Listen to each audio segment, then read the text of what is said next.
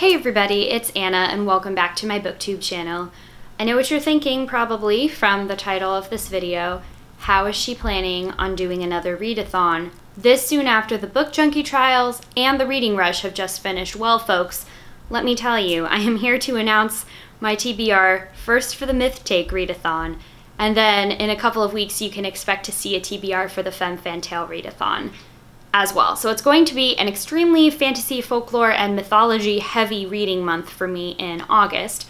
But I will begin by telling you a little bit about the MythTake Readathon. It is co-hosted by Ashley from A Frolic Through Fiction and Charlotte from Bookmarks and Vlogging, and it is a readathon that is dedicated to rereading sorry, let me try that again. It's a readathon that's dedicated to reading retellings of folklore, mythology, and fairy tales.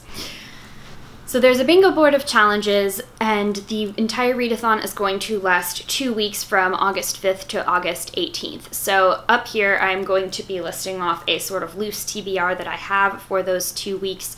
I'm not making any plans, goals to finish a certain number of books or anything like that, but this is the pool of books that I will be pulling from for this particular readathon. So, bingo challenges.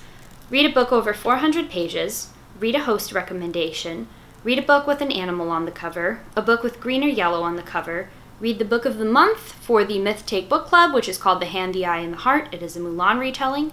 Read a book written by a woman, read a mythology retelling, read a book with Asian influence, and read a book written by a person of color.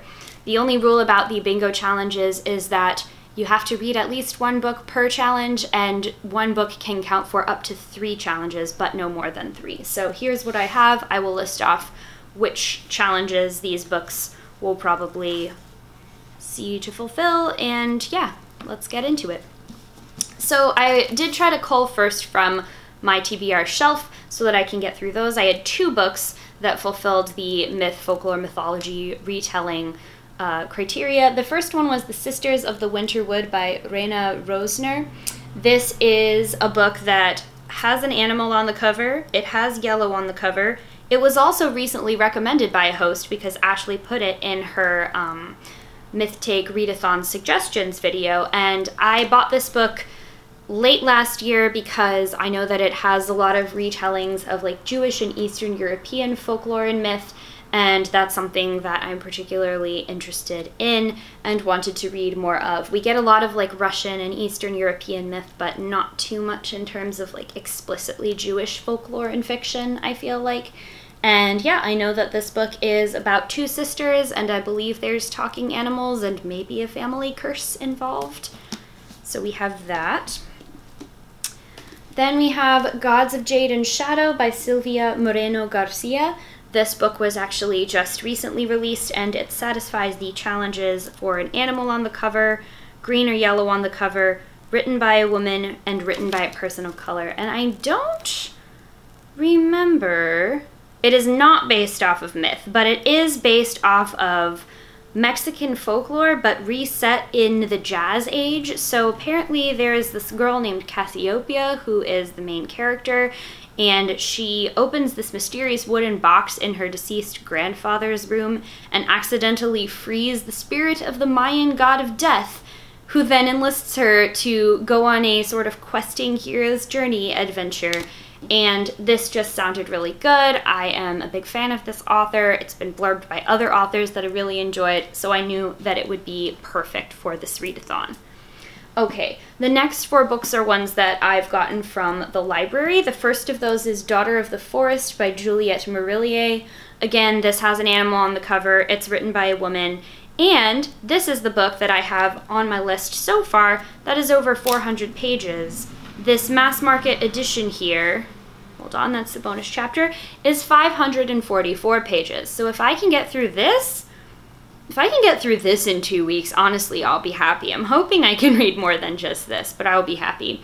I don't know too much about this book, except that it is a retelling of the story of like the girl whose 7 brothers turn into swans, and she has to sew the shirts for them out of rose petals, and she's not allowed to speak or else they'll be cursed to remain swans forever. So I know it's a retelling of that story. I found out about this book and this author more generally over on Jean's channel at Jean's Bookish Thoughts. I'll link all of the channels that I mentioned down below. But she is a huge fan of Juliette Marillier, and I tend to like her recommendations. So I figured I would give this author's first novel a go.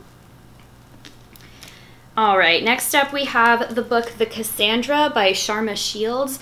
This is a book that I found because I was doing a quick Google search for mythology retellings, since I didn't seem to have any of those, and this is a retelling of the myth of Cassandra, the ancient Greek seer, except it takes place in a secret atomic research center during World War II, and that was really enough to pique my interest. I didn't read too much more about it. I want to go into this cold and be surprised with what they do with the story of Cassandra.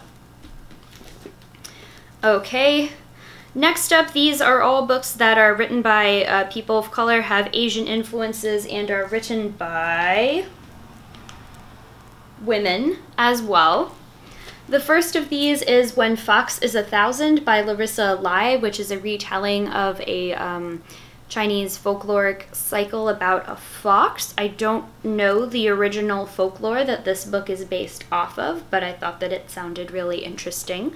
And then the next one is a retelling of some Japanese folklore, and that is Dragon Sword and Wind Child by Noriko Ogiwara. Look at the illustrations on this.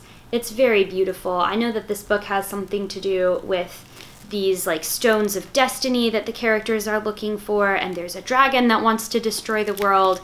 That's all I know about it. Again, I just found that doing a cursory Google search looking for some books that would be useful.